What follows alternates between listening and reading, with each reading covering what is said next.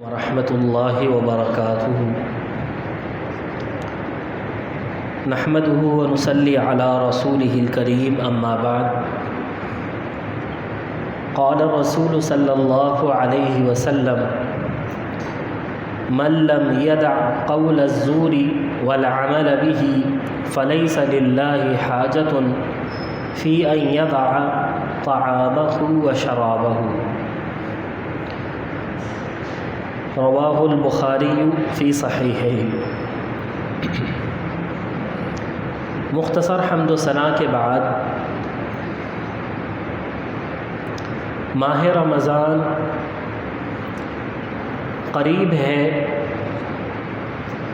اور 22ویں شعبان شروع ہو چکی ہے۔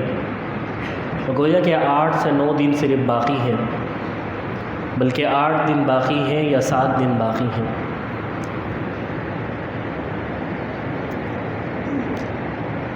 ہر شخص کی یہ نیت ہے کہ اسے انشاءاللہ رمضان ملے گا اور وہ رمضان کے روزے ضرور رکھے گا، لیکن رمضان کے روزوں سے متعلق ایک اہم بات، اور وہ یہ ہے کہ ایک ایسا عمل ہے کہ اگر انسان وہ کرتا رہے، کہتا رہے، اس کے مطابق زندگی گزارتا رہے اور اسی حالت میں وہ رمضان کو پاتا ہے، اسی حالت میں وہ روزے رکھتا ہے،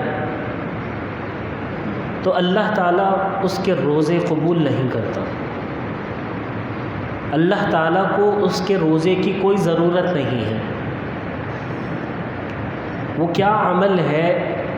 وہ اس حدیث میں جو میں نے آپ کے سامنے پڑھی ہے، اس میں اللہ کے رسول صلی اللہ علیہ وسلم نے بتایا ہے، اور وہ ہے جھوٹ اور اس کے مطابق عمل۔ یہ روزے کی قبولیت میں سب سے بڑی رکاوٹ ہے۔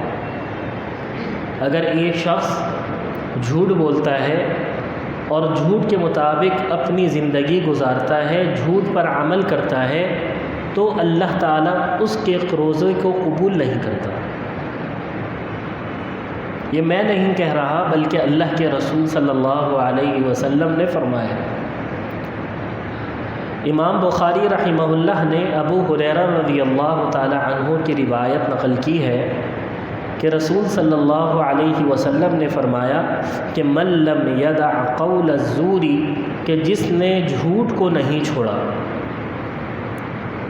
والعمل به، اور جھوٹ پر عمل کو ترک نہیں کیا، بلکہ جھوٹ پر ہی عمل کرتا رہا اور جھوٹ بولتا رہا، ان دونوں چیزوں کو ترک نہیں کیا، فَلَيْسَ لِلَّهِ حَاجَةٌ، تو اللہ تعالیٰ کو ایسے شخص کے روزے کی کوئی ضرورت نہیں ہے، کوئی حاجت نہیں ہے، فِي أَن يَدَعَ طَعَامَهُ وَشَرَابَهُ، تو اللہ تعالیٰ کو اس کے طعام اور اس کے شراب یعنی کھانے پینے کی کوئی ضرورت نہیں ہے، بلکہ یہ لکھا جاتا ہے کہ یہ شخص پورے دن بھوکا پیاسا رہا لیکن اس کا روزہ نہیں قبول ہوا۔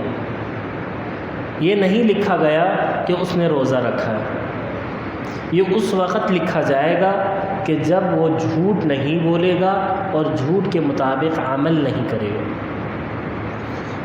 جب جھوٹ نہیں بولے گا، جھوٹ کے مطابق عمل نہیں کرے گا، تو اس کا وہ روزہ قبول ہو جائے گا۔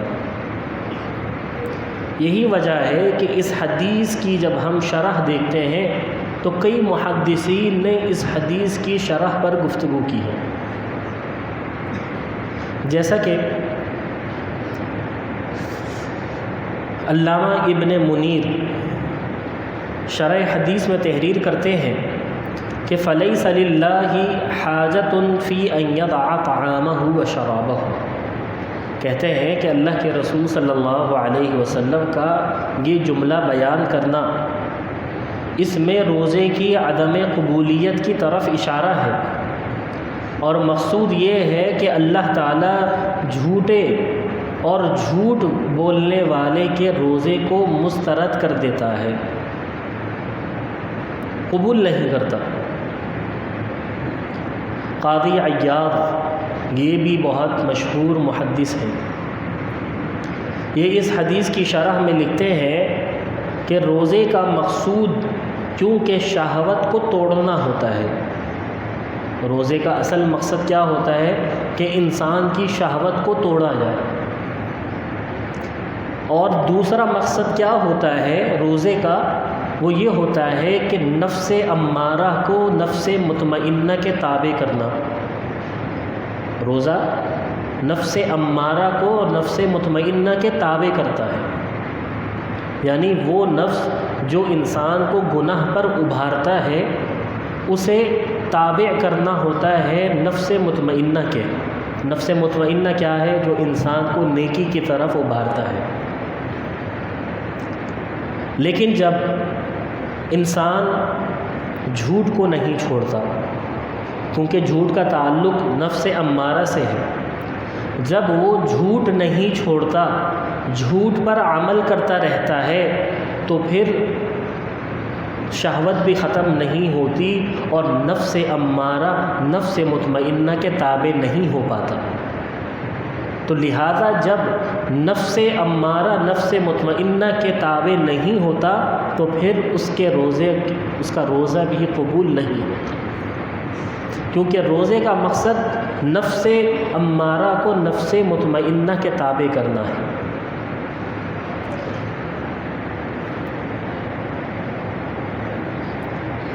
پھر فرماتے ہیں علامہ طبی رحمہ اللہ فرماتے ہیں، تحریر کرتے ہیں کہ یہ حدیث اس بات پر دلالت کرتی ہے کہ جھوٹ تمام فواحش کی اساس ہے، جھوٹ تمام فواحش کی اساس ہے اور تمام منہیات کا منبع ہے، بلکہ وہ تو قرین شرک ہے کہ اللہ تعالیٰ نے جھوٹ کو شرک کے ساتھ ذکر کیا ہے کہ اگر شرک کے بعد سب سے بڑا کوئی گناہ ہے تو وہ جھوٹ ہے۔ اللہ تعالیٰ نے فرمایا فَاجْتَنِبُوا الرِّجْسَ مِنَ الْأَوْثَانِ وَاجْتَنِبُوا قَوْلَ الزُّورِ، کہ بتوں کی نجاست سے اجتناب کرو اور جھوٹ سے بھی اجتناب کرو۔ تو جھوٹ کس کے ساتھ ذکر کیا؟ شرک کے ساتھ، گویا کہ جھوٹ اور شرک کا آپس میں گہرا تعلق ہے۔ تو ضروری ہے کہ انسان جھوٹ سے بچے۔ اور شرک کس چیز کی ضد ہے؟ اخلاص کی ضد ہے۔ اگر شرک ہوگا تو اخلاص نہیں ہوگا، اخلاص ہوگا تو شرک نہیں ہوگا۔ تو لہذا اور روزے کا اخلاص سے خصوصی تعلق ہے، روزے کا اخلاص سے خصوصی تعلق ہے کہ اللہ کے رسول صلی اللہ علیہ وسلم نے فرمایا کہ من صام رمضان ایمانا و احتسابا غفر له ما تقدم من ذنبه، کہ جس شخص نے رمضان کے روزے ایمان کے ساتھ، اخلاص کے ساتھ اور ثواب کی امید کرتے ہوئے، اخلاص کیا ہوتا ہے کہ اللہ کے لیے خالص و عمل کرنا ثواب کی نیت سے، تو روزے کے لیے اخلاص ضروری ہے، اور جھوٹ اخلاص کا اپوزٹ ہے اور شرک اخلاص کا اپوزٹ ہے، ضد ہے۔ تو لہذا جھوٹ سے بچنا بہت ضروری ہے۔ انشاءاللہ مجھ سمیت ہم سب آج یہ عہد کر کے اٹھتے ہیں کہ انشاءاللہ آج سے ہم کسی چیز میں جھوٹ نہیں بولیں گے، انشاءاللہ کوئی جھوٹا عمل نہیں کریں گے، تاکہ اللہ تعالی ہماری تمام عبادتوں کو قبول فرما لے۔ خاص طور پر اگر ہمیں رمضان نصیب ہوتا ہے تو اللہ تعالی ہمیں یہ توفیق عطا فرمائے کہ ہم بغیر کسی جھوٹ کے روزہ رکھیں اور اللہ کی بارگاہ میں ہمارے روزے قبول ہو جائیں۔ انشاءاللہ کل کی مجلس میں ایک اور روزے سے متعلق بات بتاؤں گا کہ روزے کی ایک اور شرط ہے اور جھوٹ اس شرط کے منافی ہے۔ تو انشاءاللہ اس سے متعلق بات کریں گے۔ اللہ تعالیٰ سے دعا ہے کہ اللہ تعالیٰ ہمیں عمل کی توفیق عطا فرمائے۔ وآخر دعوانا ان الحمد للہ رب العالمین۔